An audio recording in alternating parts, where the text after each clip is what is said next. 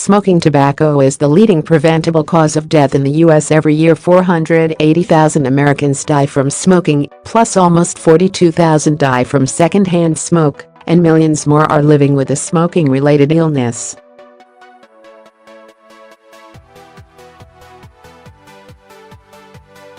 Anyone who smokes knows this, but there's a reason they keep doing it anyway. It's really freaking hard to quit.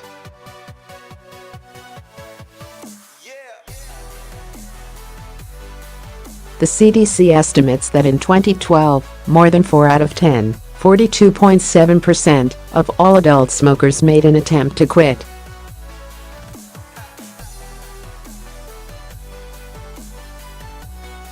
But nicotine is an extremely addictive drug, both physically and mentally, not to mention, just the habit of lighting up however many times a day is tough to break too.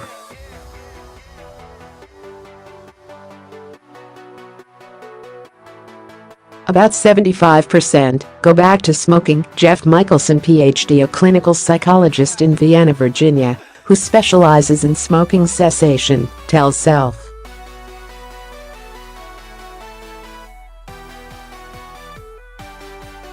But the key is to not get discouraged. The truth is that the more time a person puts into stopping, the greater his or her chance of success.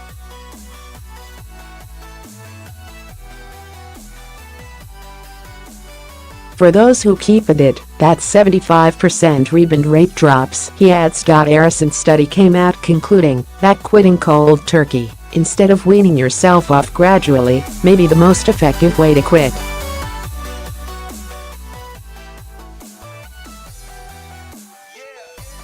The reason cold turkey seems to work, Michaelson suggests, is because those who quit abruptly are probably the most highly motivated to stop smoking.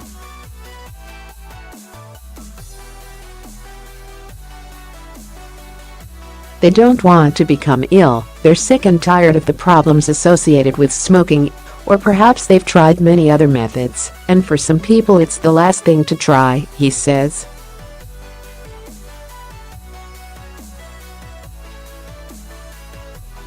The thing that helps more than anything else is the personal motivation. It takes about 7 to 10 days for nicotine to completely clear out of your system, Michaelson says, so getting through that first week to 10 days is the toughest part.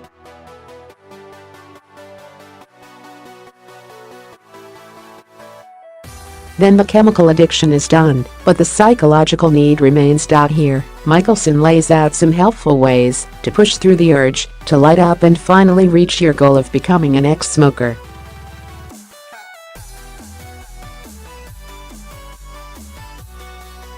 After personal motivation, social support is the next essential pillar of smoking cessation.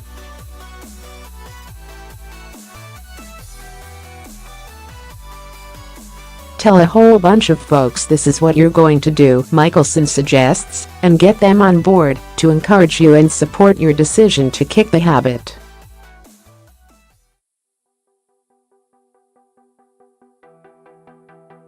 Joining a support group is a great idea too, whether it's through an organization like the American Cancer Society, a local support group, or an online community.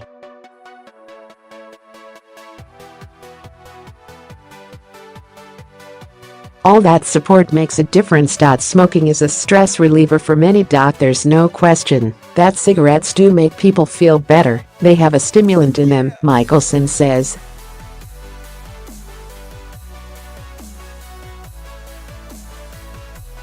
Replace cigarettes as your default stress management tool with something else. Exercising regularly can relieve stress, help boost your mood, and even help steady your concerns about gaining weight gain when you quit.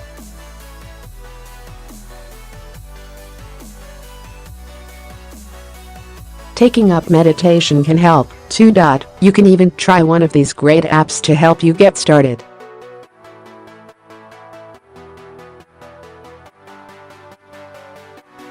The habits surrounding smoking can be very difficult to break, so creating new ones that don't involve cigarettes will help.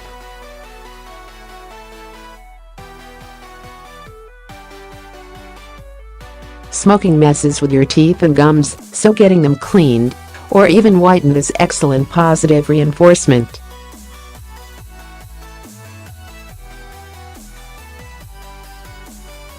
The promise of a brighter smile is motivation in itself. Michaelson says. Seeing a physical change that can be possible if you quit will help you stay focused.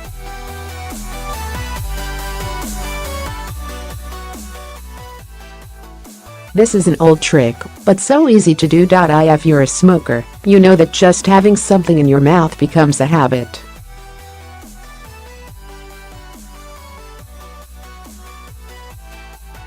Michaelson suggests chewing gum or keeping healthy snacks nearby to chomp on when you feel like the urge.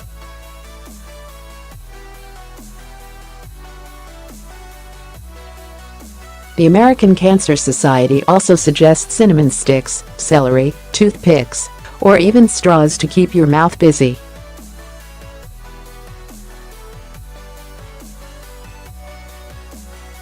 By that same token, some people get used to just holding something in their hands, Michaelson says.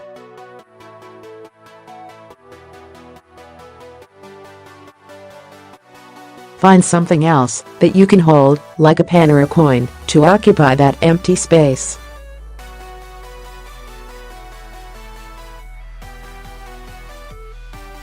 People worry about weight gain with smoking cessation, Michaelson explains, which is why he recommends drinking more water to prevent your body from holding on to excess water weight.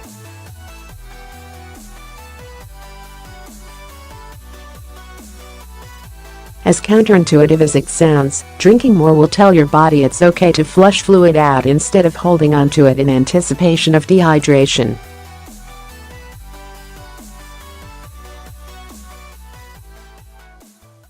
It won't stop you from gaining weight as your appetite and metabolism return back to their natural rates without nicotine, but it'll help get rid of any extra bloating and make the changes in your body feel less dramatic.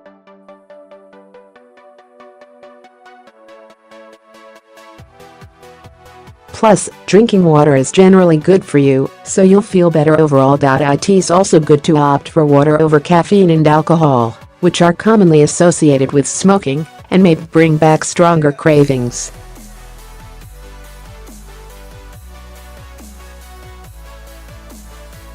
Psychologists have made a major impact in helping people stop smoking, Michaelson notes, because they can give smokers the tools they need to break habits and change their behavior.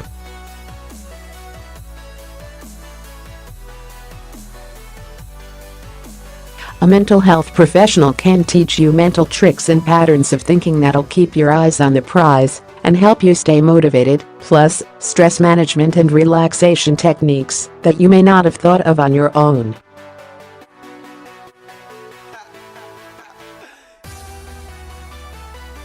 For example, Michaelson notes that hypnosis is a relaxation technique that some people try for smoking cessation.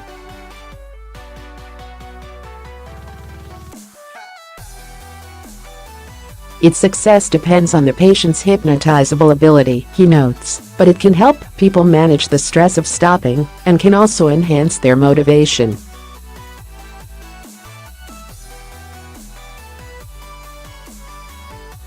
Ultimately, getting help from a professional adds yet another pillar of support, making you that much more likely to quit for good.